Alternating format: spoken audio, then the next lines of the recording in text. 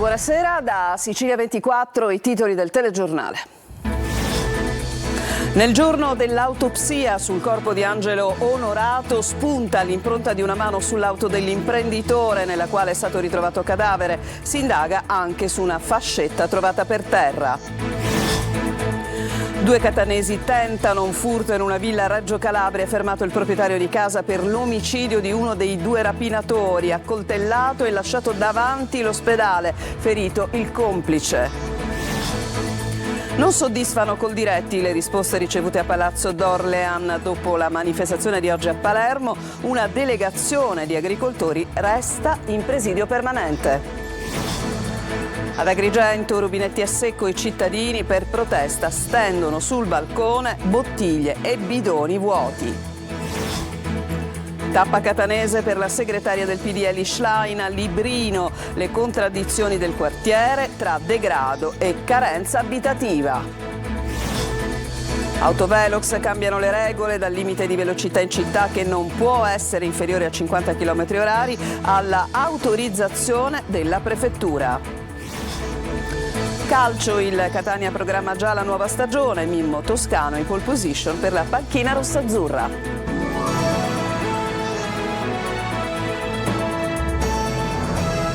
Ancora ben trovati, oggi il giorno dell'autopsia sul corpo di Angelo Onorato, l'imprenditore trovato morto sabato a Palermo. Gli investigatori sono convinti che si sia trattato di un suicidio, ma indagano come se fosse omicidio per verificare ogni pista. Intanto nella giornata di oggi sono spuntati altri dettagli su cui si stanno concentrando le indagini. Sentiamo Manlio Viola.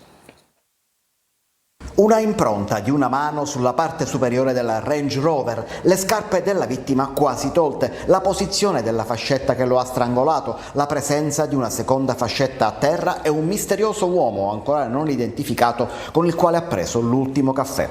Sono i dettagli sui quali si stanno concentrando gli investigatori che indagano sulla morte di Angelo Onorato, l'imprenditore trovato cadavere sabato pomeriggio nella sua auto parcheggiata in via Ugo La Malfa a Palermo. È stata la moglie, l'europarlamentare Francesca Donato, assieme alla figlia Carolina, a scoprire il corpo grazie al GPS dello smartphone.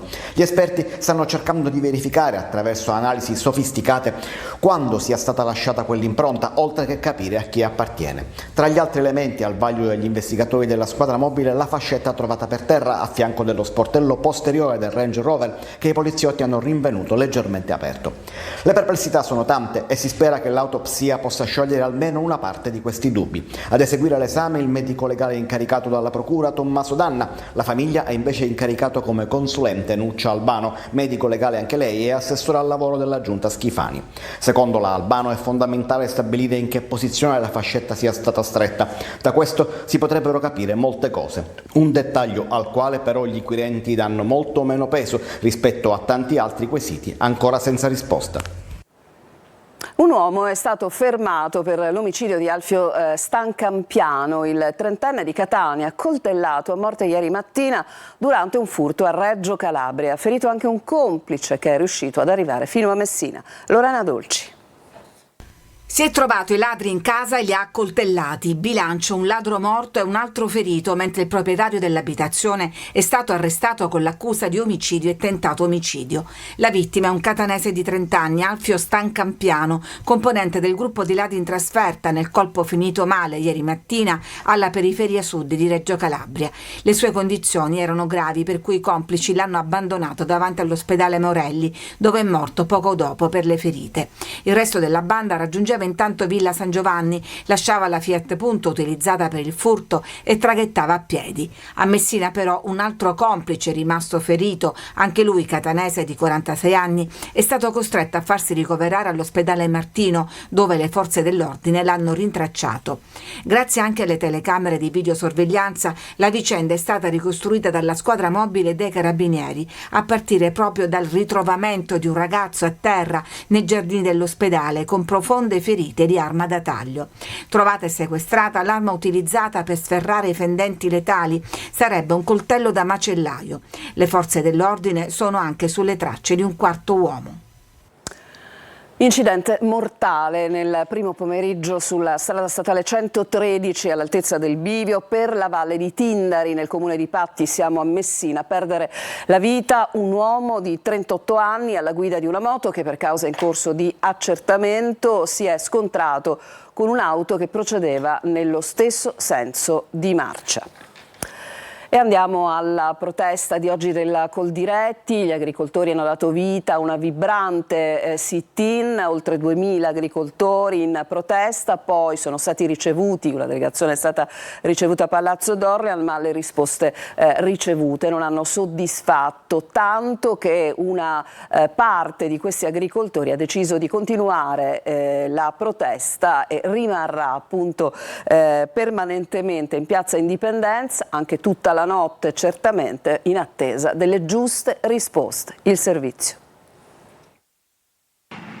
Sono in presidio permanente sotto la sede del governo regionale di Palazzo d'Orleans perché attendono risposte sulla grave siccità che sta colpendo la Sicilia. Gli agricoltori dell'isola, capitanati dalla Coldiretti, vogliono soluzioni alla siccità che sta mettendo in ginocchio il comparto e una delegazione di loro passerà la notte proprio in Piazza Indipendenza a Palermo. Dopo la protesta di questa mattina che ha visto oltre 2000 persone sfilare per le vie del capoluogo siciliano, una delegazione è stata ricevuta a Palazzo d'Orleans. Nel corso dell'incontro, che si è svolto in un clima di massima collaborazione, l'associazione degli imprenditori agricoli ha esposto i motivi della protesta di oggi. I rappresentanti della regione hanno condiviso le preoccupazioni per gli effetti della perdurante siccità che sta colpendo la nostra isola da mesi e hanno ricordato i provvedimenti assunti dal governo, dalla dichiarazione di emergenza regionale alla richiesta di stato di emergenza nazionale già accolta dal Consiglio dei Ministri.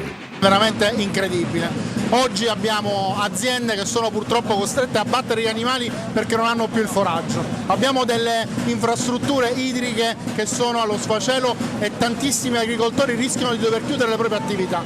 Questo è quello che chiediamo, interventi immediati, ma soprattutto una progettazione che possa togliere la Sicilia una volta per tutte da questa situazione. Non si riesce più a fare il reddito, siamo proprio agli sgoccioli. Mangimi alle stelle, caro energia, siccità.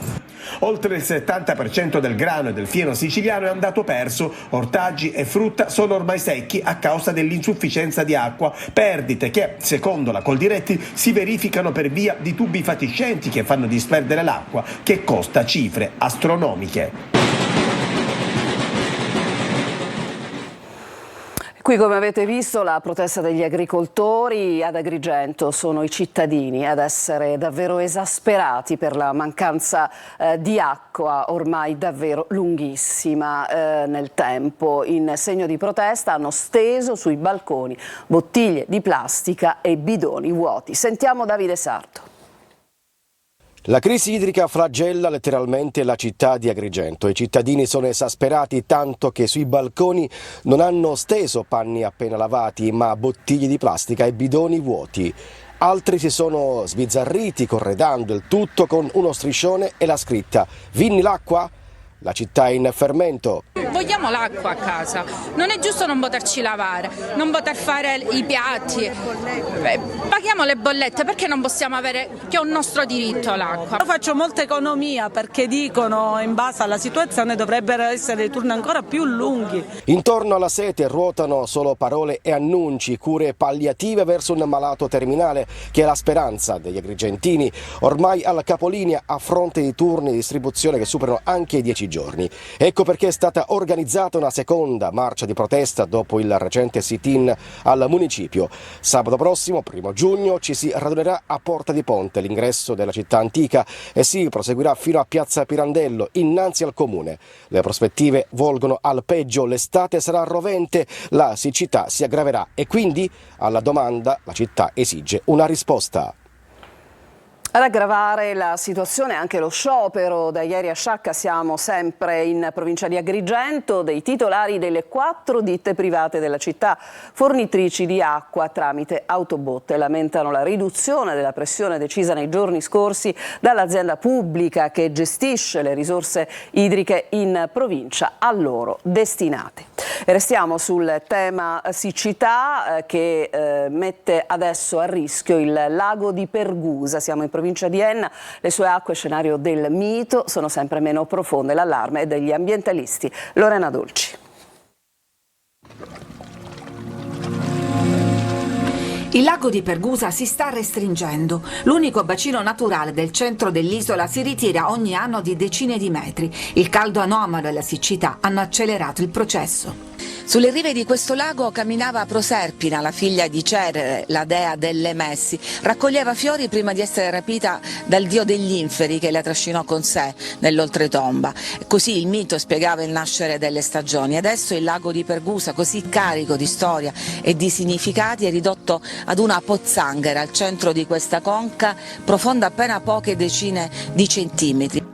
Il lago di Pergusa in questo momento addirittura non solo è diventato pochi centimetri, ma inizia a mostrare l'arrossamento delle acque, che è una tipicità del lago di Pergusa, era conosciuto nell'antichità per queste crisi cicliche, veniva chiamato il lago rosso sangue. Un fenomeno causato dall'aumento della salinità, quasi il doppio del Mediterraneo, che fa proliferare una colonia di batteri. Sotto accusa, oltre al caldo, anche la cattiva manutenzione dei canali che mettono a rischio la zona umida di sosta degli uccelli migratori. Considerate che noi in questa fase dell'anno dovremmo avere centinaia di esemplari di decine e decine di diverse specie di uccelli. In questo momento abbiamo veramente ben poco, sono scomparse la gran parte delle specie presenti fino a 2 anni fa. C'è qualche fenicottero, bellissimo da vedere. Per limitare l'evaporazione, Legambiente chiede da anni l'abbattimento degli eucaliptus piantati sulle rive che assorbono grandi quantità d'acqua. Inascoltata da anni anche la richiesta di dismettere l'autodromo che con il suo anello circonda il lago, bollato come inutile e dannoso. Diciamo che oggi è anacronistico pensare che debba esistere ancora la pista. Noi di Legambiente chiediamo da sempre a gran voce che venga dismessa.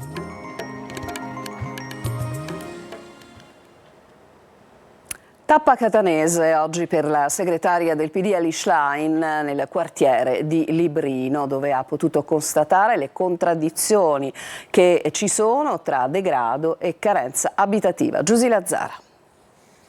Arriva accolta dagli abitanti di Librino a Catania Elly Schlein. La segretaria del PD in giro per il quartiere ascolta i residenti del palazzone di Viale Moncada. È un quartiere abbastanza complesso, eterogeneo un po', non è tutto degrado o tutto, certo. Però dove ci sono le strutture comunali e non c'è sicurezza perché non c'è manutenzione, non c'è cura, non c'è niente.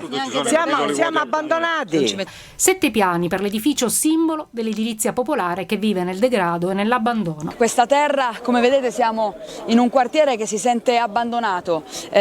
Dobbiamo rimettere al centro il diritto alla casa, quindi abbiamo bisogno di questo e che il PNRR, che è destinato maggiormente alle regioni del sud e non a caso per ridurre le diseguaglianze territoriali che il sud ha pagato troppo, proseguano. E arriva anche la denuncia. La signora Melina assiste la figlia invalida che abita al 4° piano di questo palazzo. Cosa chiedete a questo punto? Che aggiustino il palazzo. Ha visto che casa a pezzi? Ci sono tutti i ferri fuori, arrugginiti. E qui quando c'è vento e pioggia cascano dei caccinacci che se ci arriva in testa qualcuno muore, bambini, anziani, grandi, però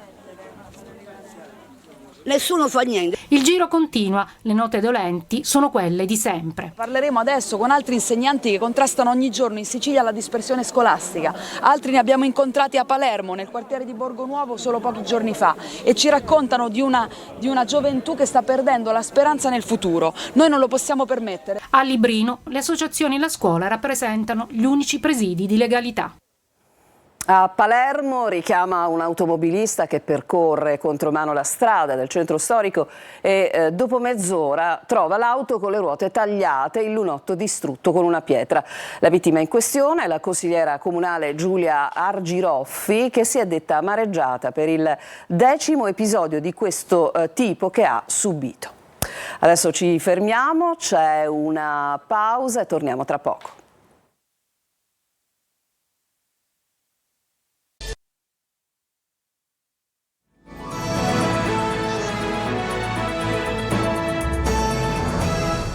Siamo tornati in studio. Contro le liste d'attesa nella sanità pubblica. Il Codacons apre in tutta la Sicilia 350 infopoint salute consumatori. Attraverso questi sportelli i cittadini che hanno dovuto ricorrere a prestazioni sanitarie presso strutture private possono chiedere il rimborso delle spese sostenute. Emanuela Corsi. In Sicilia i tempi di attesa nella sanità pubblica sono ancora troppo lunghi e sempre più cittadini, nei casi più urgenti per una diagnosi veloce, sono costretti a ricorrere al privato pagando di tasca propria le spese mediche. Ma non tutti possono permetterselo e tanti rinunciano, mettendo così a rischio la propria salute. Ci sono anche persone che non possono effettuare la visita nel privato, perché nel caso del cittadino che ci ha segnalato ieri, per esempio, che vive con una pensione di invalidità non ha la possibilità di effettuare, di anticipare i soldi, perché significherebbe non dover mangiare per un mese e mezzo. Contro le liste d'attesa nella sanità pubblica, il Codacons si mobilita e apre in tutta la Sicilia 350 infopoint salute consumatori. Attraverso questi sportelli i cittadini danneggiati possono presentare la richiesta di rimborso delle spese sanitarie sostenute presso le strutture private. C'è una legge, la 124 del 98, addirittura dal 1998, che prevede questa possibilità di rimborso. Purtroppo non c'è informazione, non vengono informati i pazienti e quindi non esercitano neanche questo diritto che noi cerchiamo di agevolare attraverso questi moduli che abbiamo messo a disposizione gratuitamente e che consentono da un lato in prima battuta di diffidare l'ASP a riprenotare la visita e se non viene effettuata questa riprenotazione una seconda diffida di effettuare il rimborso previsto dalla legge entro 30 giorni al paziente. Secondo l'Istat circa 3 milioni di italiani rinunciano a curarsi proprio a causa delle lunghe attese necessarie per accedere alle prestazioni. Cambiano le regole per gli autovelox dal limite di velocità all'autorizzazione della prefettura. Il nuovo decreto introduce norme pronte a garantirne un uso corretto. In città stop ai misuratori di velocità sotto i 50 km/h. Eva Spampinato.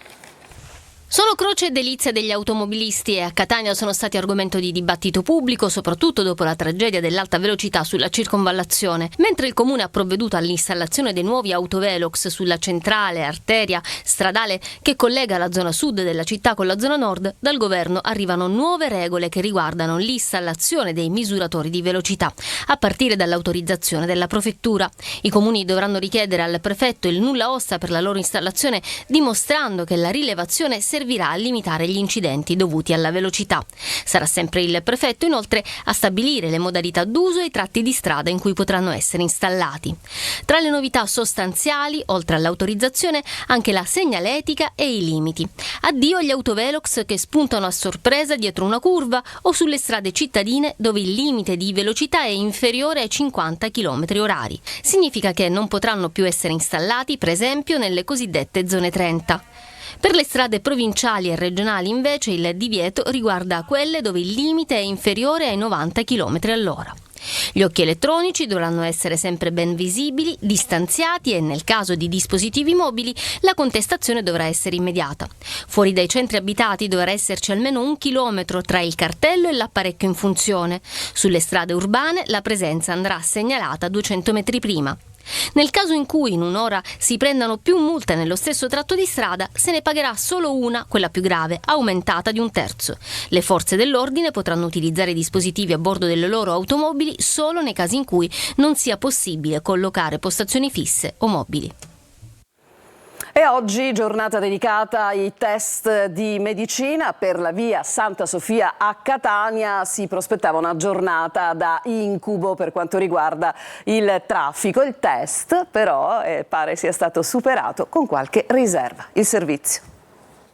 2 test in uno, per accedere a medicina e per fronteggiare l'emergenza traffico. Difficoltà elevate in entrambi i casi, con la via Santa Sofia osservata speciale per una serie di criticità che da tempo documentiamo e che l'amministrazione Trantino sta cercando di risolvere. Si annunciava una giornata di fuoco con 2700 candidati ai test che di buon mattino hanno preso d'assalto la cittadella universitaria e la torre biologica. È filato tutto liscio fino alle 9:20, poi uno dei parcheggi del Policlinico si è riempito non consentendo al resto degli automobilisti di accedere alla struttura. Il famoso tappo di via Santa Sofia nasce proprio da qui, dalla sbarra abbassata del parcheggio Rodolico ad esaurimento posti. Non appena il posto si libera, la sbarra si alza, come sta avvenendo in questo momento, ma sono centinaia le macchine incolonnate. Ed eccole le auto incolonnate che inevitabilmente ostacolano la circolazione. Per smaltire le code è stata incrementata la presenza delle forze dell'ordine, in particolare a ridosso del pronto soccorso. Multe a raffica e carro attrezzi in azione per rimuovere le auto in sosta vietata, con vigili urbani e polizia impegnati a disciplinare il traffico. Almeno a piedi non aspettiamo il traffico, vedo che stamattina è abbastanza affollata. Il parcheggio abbiamo visto, nel frattempo abbiamo aspettato lì fino alle 9 che si è riempito sempre di più. Ed il caos è stato servito? Certo, è normale, come sempre qui a Catania è così. Quanta fatica entrare in questo parcheggio? Direi molta, moltissimo. La presenza della polizia municipale e l'azione di repressione hanno alleviato i disagi, ma le criticità restano e i dubbi rimangono. È più difficile fare un test oppure trovare parcheggio? Guardi, in 5 anni le direi è stato più difficile trovare parcheggio che fare il test di medicina. L'estate è alle porte, puntuale come ogni anno arriva la temuta prova costume. Tenersi in forma richiede qualche sacrificio, ecco perché molti preferiscono procrastinare. In Sicilia poi impossibile rinunciare al buon cibo, ma sentiamo Desiree Fermito.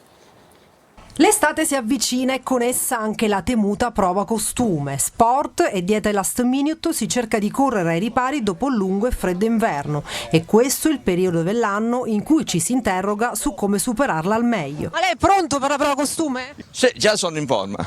Sono 3 kg. Buona corsa allora! Tenersi in forma e sentirsi a proprio agio con il proprio corpo è un'arte che non si esime dal sacrificio, ma che può portare a grandi soddisfazioni. Forse anche per questa ragione molti preferiscono procrastinare fino a giungere al momento decisivo senza essere pronti.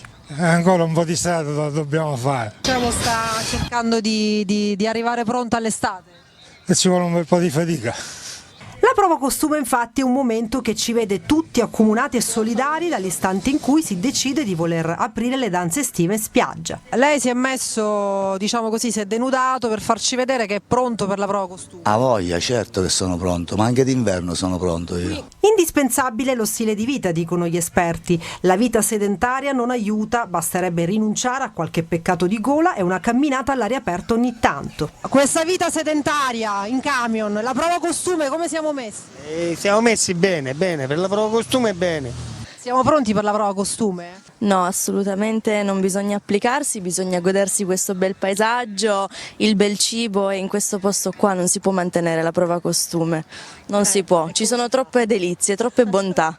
Dieta, digiuno a intermittenza, chetogenica o mediterranea, o magari un miracolo. Ma sostanzialmente la richiesta qual è? Vengono e dicono cosa? Voglio dimagrire?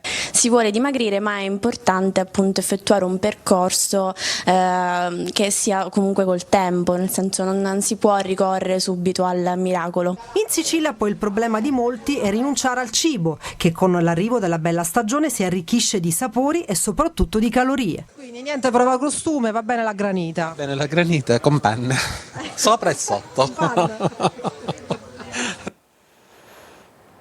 Ci fermiamo ancora subito dopo il calcio con qualche nome che riguarda il Catania, il tema ovviamente il nuovo allenatore e anche il nuovo direttore sportivo. A tra poco.